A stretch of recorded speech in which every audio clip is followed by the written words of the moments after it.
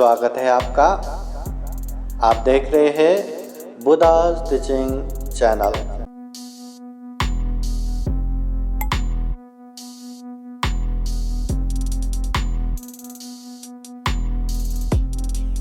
तथागत बुद्ध कहते हैं शीलं रक्षन्तु सर्वदा, शील पालन करना चाहिए। शील पता है ना, जिस तरह हमारे शरीर में ये सिर कितना महत्वपूर्ण है। सिर, अगर ये सिर नहीं रहा तो ये शरीर का काम ही नहीं। ऐसा नहीं कि ये हाथ का काम नहीं है, ऐसा नहीं कि ये पैर का काम नहीं है, ऐसा नहीं कि अन्य ये अंग प्रत्यंग का काम नहीं, सबका काम है। पर बिना ये शरीर का क्या, बिना ये सिर का क्या काम। देखने की आंखें सिर में ही है, सुनने का कान, खाने का मुंह, सूंघने का नाक, सोचने का दिमाग, हर चीज़ ये सिर है। अगर ये सिर चला गया तो शरीर का कुछ भी काम नहीं है।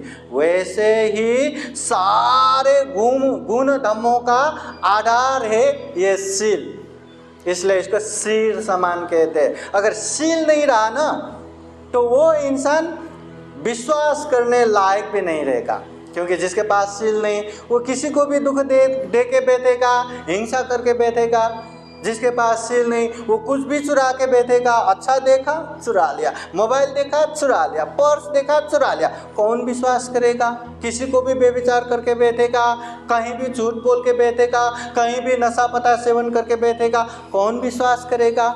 इसलिए सारे गुण धर्मों का आधारशिला ये शील है। जब तक हमारे पास शील नहीं रहेगा ना, हम न सुगति जा सकते हैं न दुख मुक्त निर्वाण प्राप्त कर सकते हैं। शीलेन सुगतिं यन्ति, शील से सुगति लेके जाता है। शीलेन भोग संपदा, शील से भोग संपत्ति धन संपत्ति प्राप्त होता है। शीलेन निभृतिं यन्ति, शील से सीधे निर्वाण की तरफ लेके जाता है।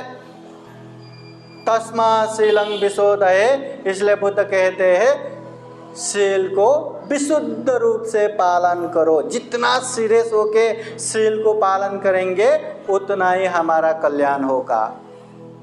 आता मला सांगा, हमें किसी को हिंसा करना चाहिए कि नहीं? करना चाहिए कि नहीं? नहीं करना चाहिए। फिर हम हिंसा करते हैं कि नहीं? हिंसा करते हैं कि नहीं? करते हैं। बोलना ही थोड़ा सा हम बोल रहे नहीं करना चाहिए फिर भी कर रहे, ये अपने आप में ही गलत बात हो गया ना। इसलिए जब तक हम इस शील को सीरियसली अच्छे से पालन नहीं करेंगे तब तक उसका परिणाम भी अच्छे से नहीं आएंगे। धम्म देशना देते देते एक उदाहरण वहाँ धम्म देशना में निकला। किसी एक व्यक्ति के पास 10 एकड़ जमीन है। कितना है? 10 एकड़ ज़मीन है। अभी 10 एकड़ ज़मीन जिसके पास टुकड़ा ज़मीन है, 10 एकड़ तो बहुत बड़ा हो गया। मगर वो सबके सामने मेरे पास 10 एकड़ ज़मीन है। कितना है? 10 एकड़ ज़मीन है। कितना है? 10 एकड़ ज़मीन है। तुम्हारे पास कितना है? 2 एकड़। तुम छोटा ही हो। तुम्हारे पास कितना है? 5। तुम भी छोटे हो। तुम्हारे पास बस 1000 स्क्वायर फीट है। हाँ, बहुत छोटे। तुम्हारे पास कितना? 8 एकड़। छोटे। सबको मेरे पास इतना है करके अहंकार अभिमान करेगा, मगर वो खेत में वो कुछ तान नहीं लगाएगा, कुछ अन्न बोएगा नहीं। सिर्फ मेरे पास है, मेरे पास है, मेरे पास है ऐसा कहता रहेगा तो उसको कुछ फायदा रहेगा क्या? कुछ मिलेगा क्या? जिसके पास आधा एकड़ भी ज़मीन है ना, 1 एकड़ भी ज़मीन है ना, वो अच्छे से खेती करेंगे।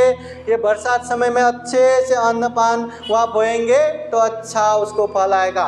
मगर तुम्हारे पास 1 एकड़ ही ज़मीन है, मेरे पास 10 एकड़ ज़मीन है, ऐसा कहते रहने वाले को कुछ भी नहीं मिलेगा। बस यहाँ भी ऐसा ही है। हाँ, मला ये पण येते, ते पण येते, मला ये पण माहिती आहे, ते पण माहिती आहे, सर्व माहिती आहे। ये भी पता है, वो भी पता है, सब पता है। पंचशील पता है? हाँ पता है। 4 आर्य सत्य पता है? पता है। प्रतीति समुद्पाद पता है? पता है। त्रिलक्षण पता है? अनित्य दुख अनात्मा सब पता है। चतुर्ब्रह्म पता है? पता है। मैत्री करुणा मुदिता उपेक्षा सब पता है। सप्तरत्न आर्यधन पता है? ये श्रद्धा शील हिरि व तप श्रुत त्याग प्रज्ञा सब पता है। ये भी पता है, वो भी पता है, ऐसा भी पता है, वैसा भी पता है, सारे चीज पता है, मगर वो पालन कुछ नहीं करेगा ना। देखना, सबसे ज्यादा चिंतित, सबसे ज्यादा बेचैनी वही रहेगा जो धम्म की बातें सिर्फ बोलता है, पालन नहीं करता, भाषण करता है, पालन नहीं करता। ऐसे बहुत सारे उपासक उपासिका जानते होंगे ना। अगर देखना वो पालन नहीं करते ना, उसको इतना बेचैनी रहेगा, शायद सोने के लिए बिना दारू के नींद नहीं लगेगा, है ना। इसलिए सिर्फ पता है ये मायने नहीं रखता, पालन कर रहा है ये मायने रखता है।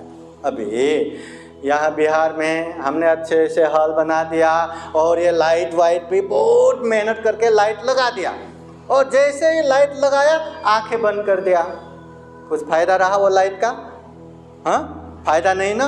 वैसे ही धम्म, इतना सही धम्म लोक में मिलना ही दुर्लभ है।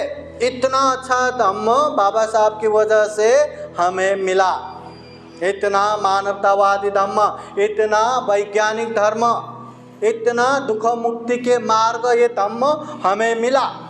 मगर धम्म मिला, हम बौद्ध बौद्ध बौद्ध कहते रहे और पालन कुछ नहीं करेंगे।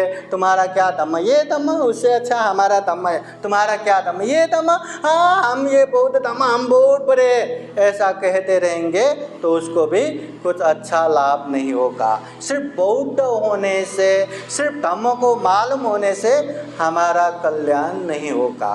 पालन जब तक नहीं करेंगे उसका कोई भी फल नहीं मिलेगा।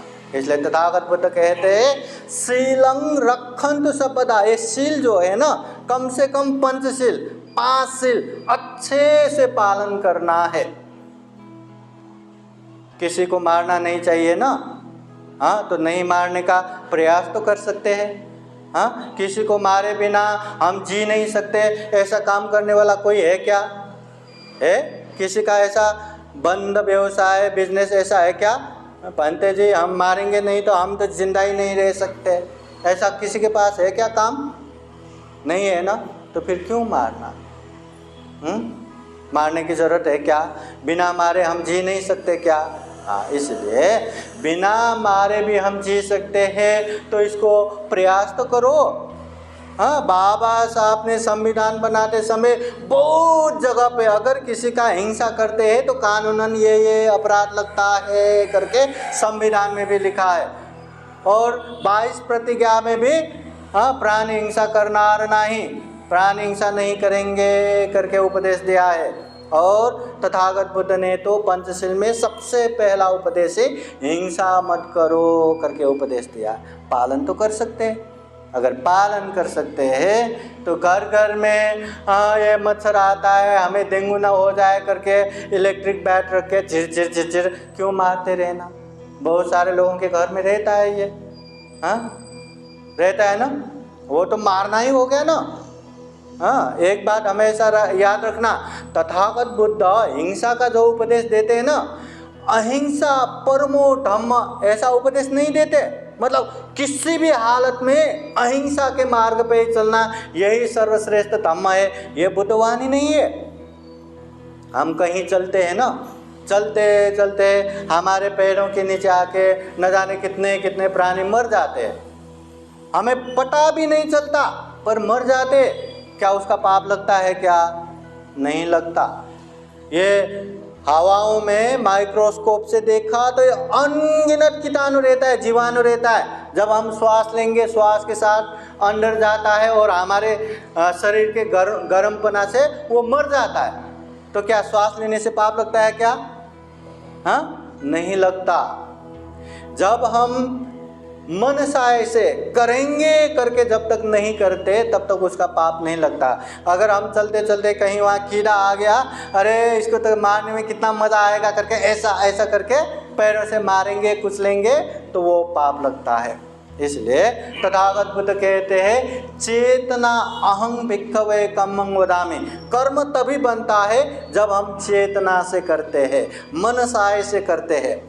तथागत बुद्ध के समय में श्रावस्ती नगर में एक भिक्षु रहता था, चक्षुपाल भिक्षु। वो आंखों से अंधे।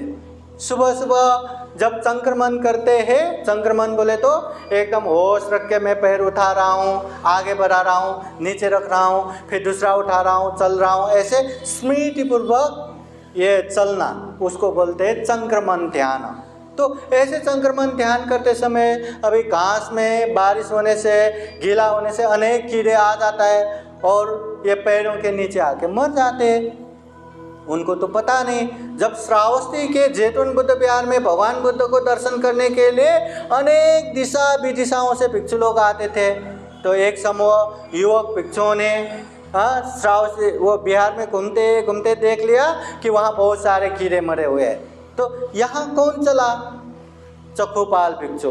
अरे उसने कैसे हिंसा किया? अरे वो आंखों से अंधा है। अरे अंधे हुए तो क्या हुआ, उसने नहीं देखा तो क्या हुआ? हाँ, पर ये हिंसा तो कर रहे हैं ना, प्राणियों को मार तो रहे हैं ना, तो ये तो पाप है। चलो चलो चलो भगवान बुद्ध को बताएंगे। तो बुद्ध को बताने के लिए गया।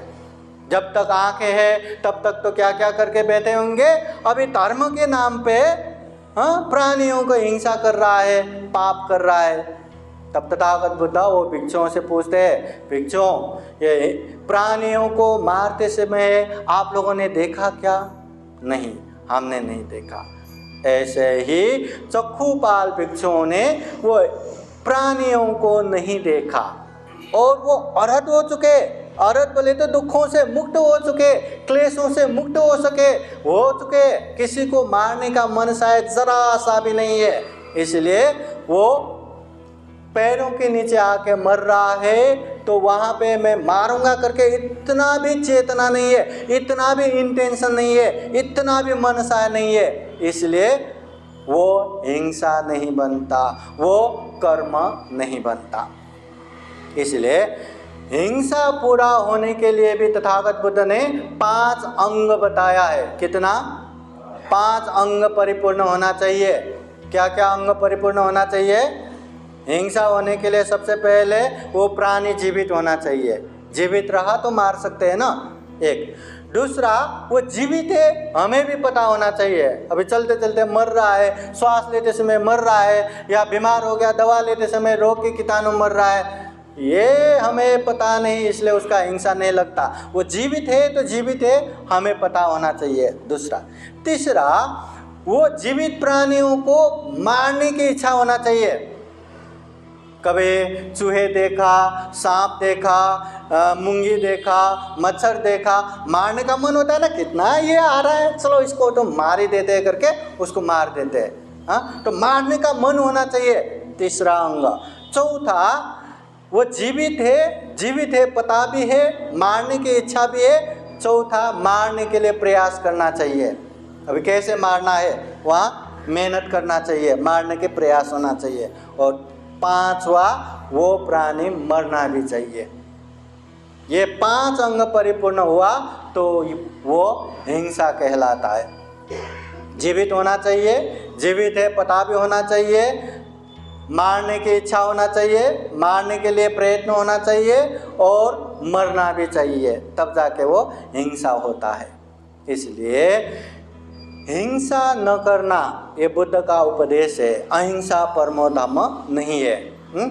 हिंसा का मतलब किसी को जान से मारना ही हिंसा नहीं है। लोगों को दुख देना, तकलीफ देना, ये भी एक तरह से हिंसा है। इसलिए जिस तरह हम अपनों से, बड़ों से हमें प्यार मिले, हमें आशीर्वाद मिले, ऐसे कामना करते हैं ना, वैसे ही छोटे लोगों को खूब मैत्री करना चाहिए, हिंसा नहीं करना चाहिए।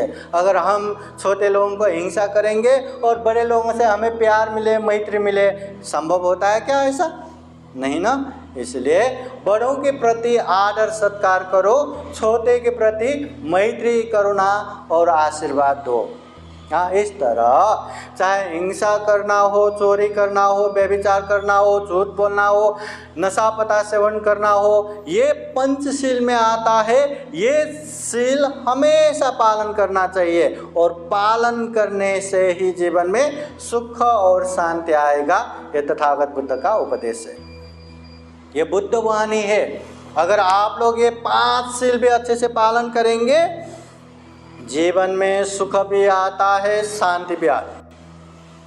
जितना जितना जीवन में सुख शांति आ रहा है ना, उतना उतना समझ लेना हम अच्छे से शील पालन कर रहे हैं, हम अच्छे से धम्म में आगे बढ़े हैं।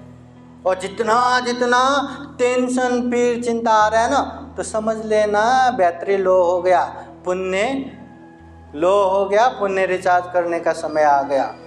आप लोग यकीन मानिए, अगर पुण्य रिचार्ज करने का समय हो गया और रिचार्ज नहीं कर रहे हैं ना, तो बिहार में बैठ के भी आपको टेंशन ही होगा।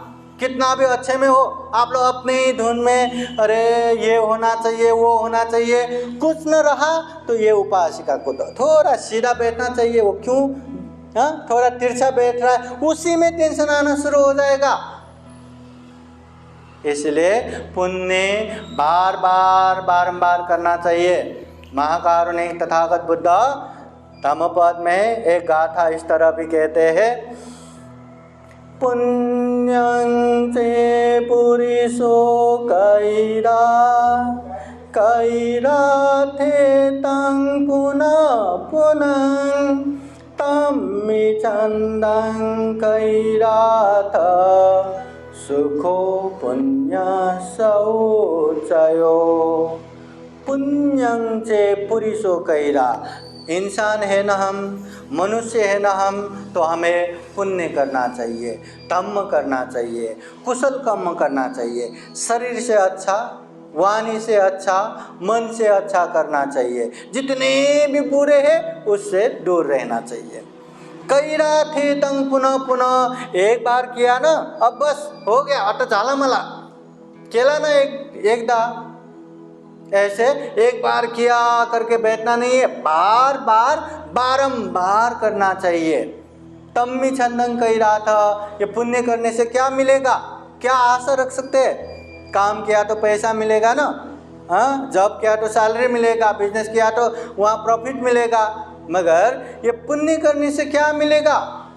तो बुद्ध कहते हैं सुखो पुण्य शौचयो, उच्च प्रकार के सुख मिलता है, खूब महान सुख मिलता है, और वो सुख हमें अभी भी शांति देगा, बीच में भी शांति देगा, अंत में भी शांति देगा। इसलिए जो भी हम धम्म मानते हैं ना, यही सुख शांति के लिए है। अगर धम्म करके ही हमें अशांति मिल रहा है, दुख मिल रहा है, तो वो कैसा धम्म